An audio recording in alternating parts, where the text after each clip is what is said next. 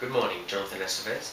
I just have a few questions to you about the new Ipod Nano Chromatic. Yeah, sure. So, what sets this Ipod off from the other Nanos? Well, this fourth generation Ipod Nano is, it's not really that different to the third generation.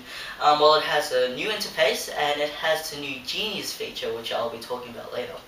It has a new form factor and the same third generation screen that would appear on the fat Ipod Nanos. Besides from that, there's not really anything different to it. Although it does have an accelerometer, so when you turn on the side, the cover flip just pops up. You don't have to press anything. And yeah. Jonathan, I have a question. I was just wondering why Apple would release a new iPod.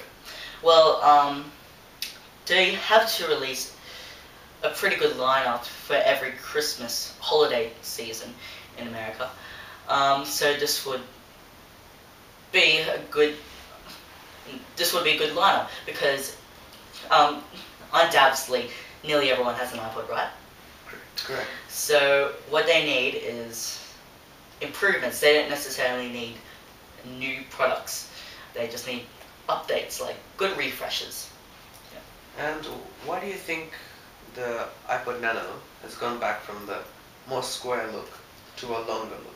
Apparently, customers like the portraiture of the first and second Ipod Nanos.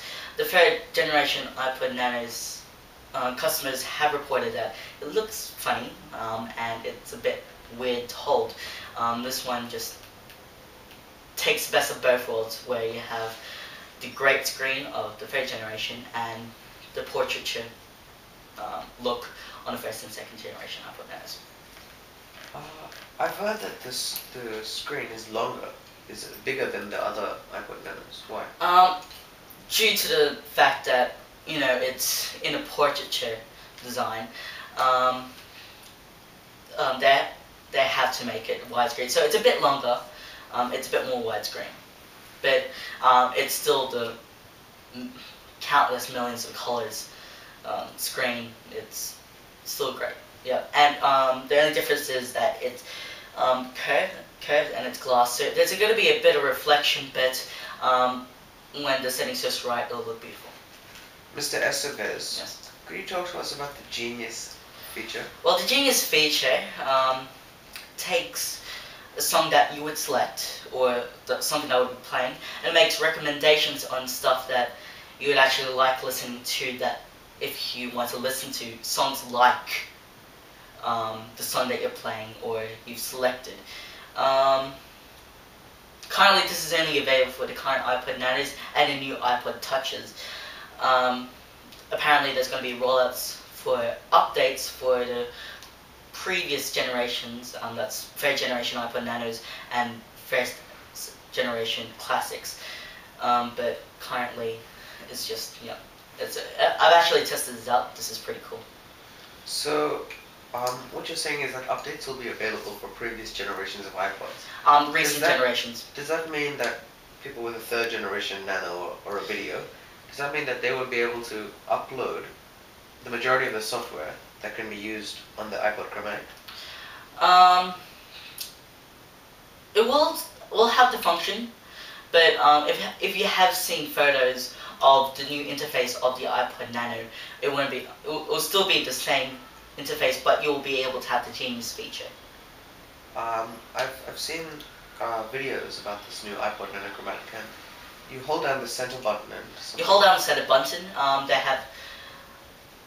They have an iPhone-esque menu that comes down, and you're able to select the Genius feature. Also, they've also replaced this menu. The menu is replacing whenever you press down the button. So you'll still be able to change the position of the song. Can you talk to us about iTunes, Mr. Estevez? Because I hear you're a very knowledgeable man in this field. iTunes. Well, iTunes 8 came out. It's available as a free download. It's been a free download ever since the keynote has ended. Well, for iTunes 8. Mr. Estevez, Yes. could you please talk to us about the keynote event? On Tuesday, Apple did a keynote, and that's how we all found out about the iPod Nano Chromatic. It's actually quite well attended. It follows many cult followers. Mr. Estevez, Yes. I was seeing on the news about the keynote. Yeah. Actually, I was on the internet browsing through smh.com.au Yes.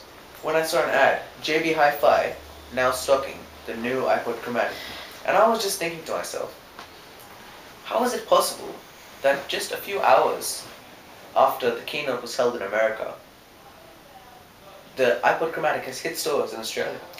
Well, the iPod Nanos are shipped secretly. They could just ship it as iPods. I mean, they would have no problem getting passed through customs because they're not lying about it. It is iPods. They have not disclosed that it's the new iPod Nanos. So they just have it waiting in their cargo containers, and then they, while the keynote is happening, they ship it off.